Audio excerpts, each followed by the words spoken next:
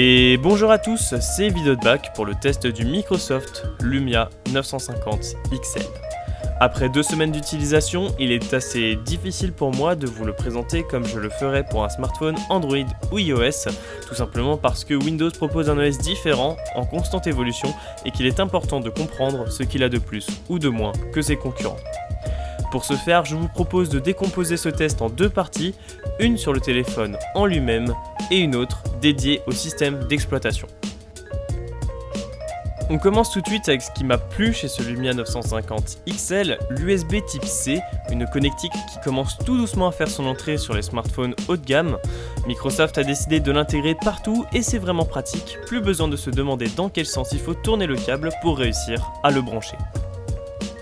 Autre aspect positif, et pas des moindres, l'appareil photo, équipé d'un capteur PureView de 20 mégapixels. Effectivement, j'ai été bluffé par la qualité de certaines photos que j'ai pu prendre avec ce smartphone, même en basse luminosité comme sur cette photo par exemple.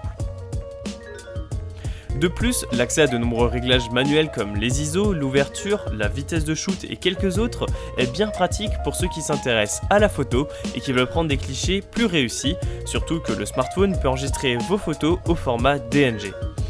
Pour que vous puissiez vous faire votre propre avis quant à la qualité photo de ce Lumia, voici quelques clichés que j'ai pu réaliser.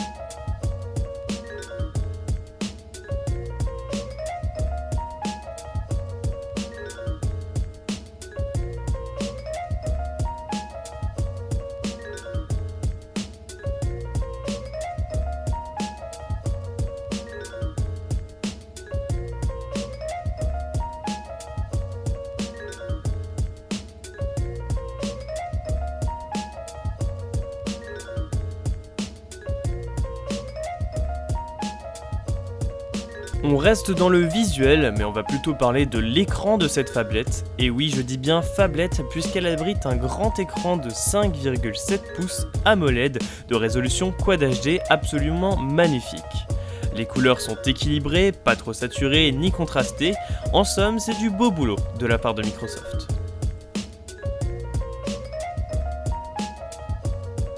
Dernier point positif, la coque détachable, puisque cela permet d'avoir une batterie amovible, j'en avais déjà parlé lors de l'unboxing, mais il est important de le noter, tant ce peut être un critère crucial pour certains acheteurs.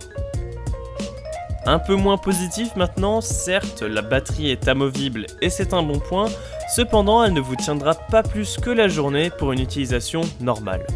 C'est un peu dommage quand on sait qu'il s'agit d'une batterie de 3340 mAh, on s'attend à ce qu'elle nous tienne un peu plus longtemps.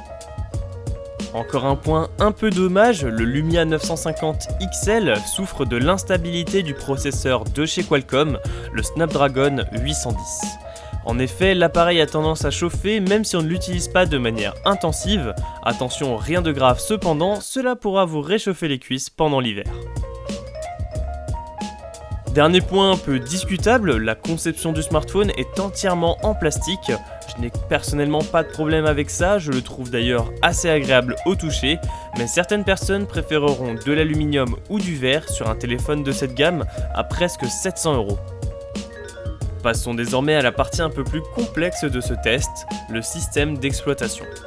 Dans les premiers jours d'utilisation du smartphone, j'avais tendance à me dire que certaines tâches étaient moins fluides que sur iOS ou Android, et j'avais du mal à me forger un avis.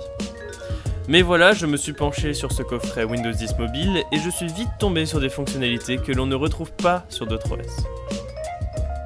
En effet, l'interface est simple et ergonomique, ce qui change pas mal d'Android, peut être plus difficile à prendre en main au début. Le système de tuiles dynamique est intéressant et prend à la fois la fonction d'un widget et d'un raccourci vers une appli. De plus, les applications Windows sont très bien faites et pratiques d'utilisation.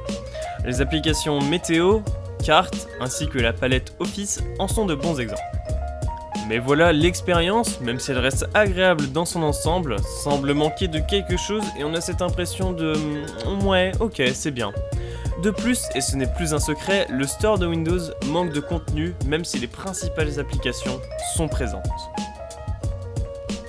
J'aborde maintenant la conclusion de tout ceci.